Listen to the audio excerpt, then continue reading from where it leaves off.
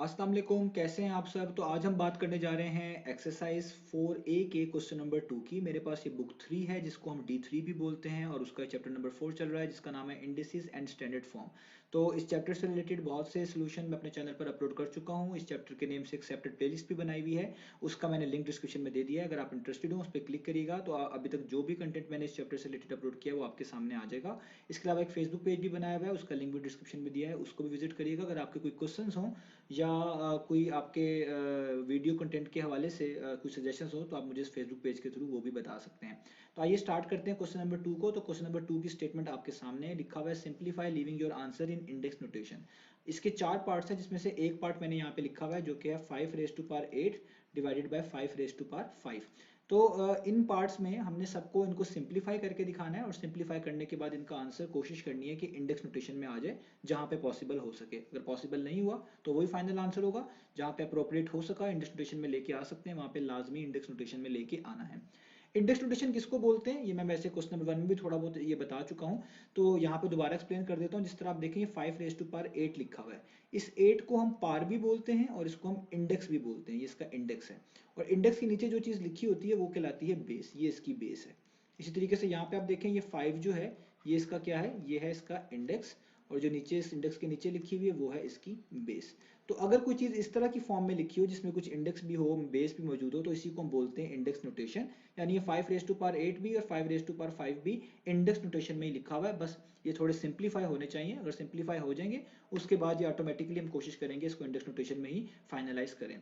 तो अब जो इंपॉर्टेंट बात है इसके बाद वो है लॉ 2 ऑफ इंडिसेस। ये डिफरेंट लॉज हैं जो कि हमें मदद करते हैं इस तरह के क्वेश्चंस को सॉल्व करने में। उसमें से एक लॉ है जो हमने आज इस्तेमाल करना है जिसकी मदद से सारा क्वेश्चन करना है, वो है लॉ 2 ऑफ इंडिसेस। और मेरे पास जो बुक है वो पेज नंबर 78 पे ये लॉ लिखा हुआ है। इस लॉ को समझ लेते हैं। आप कंसीडर कर लें ए कोई नंबर है, कोई रियल नंबर है जो कि जीरो नहीं है, कोई भी इसके अलावा नंबर है। तो वो कह रहे हैं अगर आपके पास दो नंबर डिवाइड हो, शर्त ये है उनके ऊपर उनकी बेस सेम होनी चाहिए। आप देखें यहाँ पे भी ए ही लिखा हुआ है और यहाँ पे भी डिवाइड के बाद भी ए ही लिखा हुआ है। तो उनकी जो भी पार्ट्स होंगी तो उसमें जो बड़ी पार होगी उसमें से हम माइनस कर दिया करेंगे छोटी पार को। तो देखें यहाँ पे क्या लिखा हुआ है, हम एक दफा लिखेंगे बेस को, एक दफा बेस ए लिखी और जो बड़ी पार है m उसमें से माइनस कर दिया छोटी पार को n को। और यहाँ पे लिखा हुआ है m ग्रेटर देन n, इसका मतलब हमने कंसीडर किया हुआ है कि एक पार बड़ी है इसमें से और एक पार छोटी है। तो जब भी बड़ी पार आएगी उसमें से छोटी पार को हमने क्या कर देना है, माइनस। तो ये हमारे पास ये लॉ है। लेकिन शर्तें हैं इसके ऊपर कि दो चीजें डिवाइड हो रही होनी चाहिए, उनकी बेस सेम होनी चाहिए और एक पार उसमें से आपको दूसरे से ग्रेटर नजर आएगी तो ग्रेटर वाली पार में से आपने छोटी वाली पार को माइनस कर देना है और बेस नीचे एक दफा लिख देनी है। तो आइए अब इसी को इस्तेमाल करते हैं इस लॉ को। तो देखें यहाँ पे लिखा हुआ 5 raise to power 8 divided by 5 raise to power 5। तो हम यहाँ पे इसको लिख सकते हैं कि दोनों चीजें डिवाइड हो रही हैं, ठीक है, एक कंडीशन पूरी हो गई, दोनों की बेस भी सेम है, दूसरी कंडीशन भी पूरी हो गई। और तीसरी आप चीज देखें, एक पार्ट दूसरी पार्ट से बड़ी है, यानी एक इंडेक्स दूसरे इंडेक्स से बड़ा है। 8 बड़ा है 5 से। तो आप इसको किस तरह लिखेंगे, इस लॉ के मुताबिक आप एक दफा लिखेंगे बेस को यानी 5 को और बड़े इंडेक्स में से यानी 8 में से हम माइनस करवा देंगे इस छोटे वाले इंडेक्स को यानी 5 को। और इसको थोड़ा सा आगे सॉल्व कर लेते हैं तो ये हो जाएगा 5 और 8 माइनस 5 कितना होता है, वो होता है 3। तो 5 रेज टू पावर 3 आ गया, 3 इसका इंडेक्स है, बेस इसकी 5 है और यही इसकी इंडेक्स नोटेशन कहलाएगी। तो हमारे पास पार्ट नंबर ए हो गया, उसका आंसर आ गया 5 रेज टू पावर 3। तो ये था हमारे पास पार्ट नंबर ए। अब हम इसका कर लेते हैं पार्ट नंबर बी।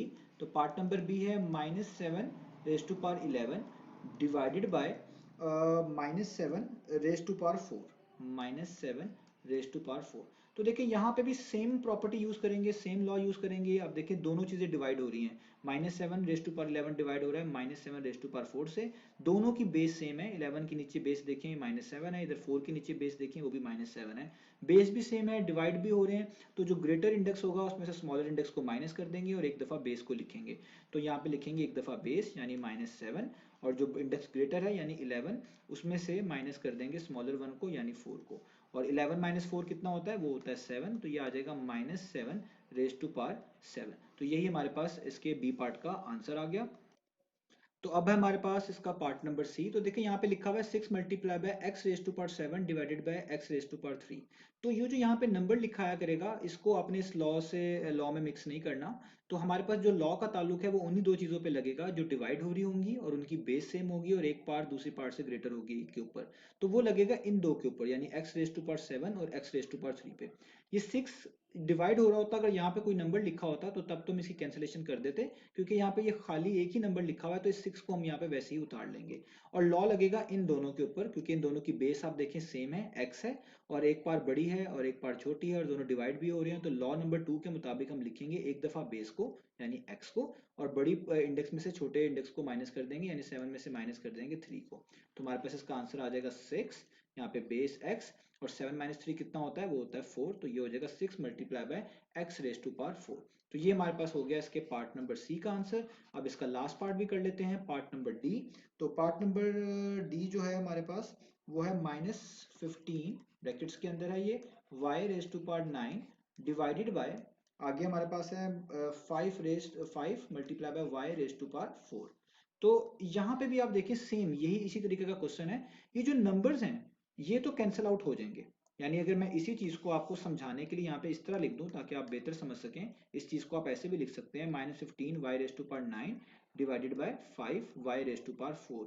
तो देखिए ये जो 5 है ये इस लाइन के नीचे आ रहा है, डिवाइड को मैंने इस तरह लिख दिया है, तो ये तो कैंसिल हो जाएगा, 5 वन टाइम्स, 5 थ्री टाइम्स 15। यानी आप इन दोनों को जब डिवाइड करेंगे तो ये माइनस तो वैसे ही आएगा, और 5 थ्री टाइम्स 15 होता है, तो यहाँ पे आपको 3 तो लिखना पड़ेगा, जिस तरह मैंने यहाँ पे वो कैंसिलेशन करके दिखाई है।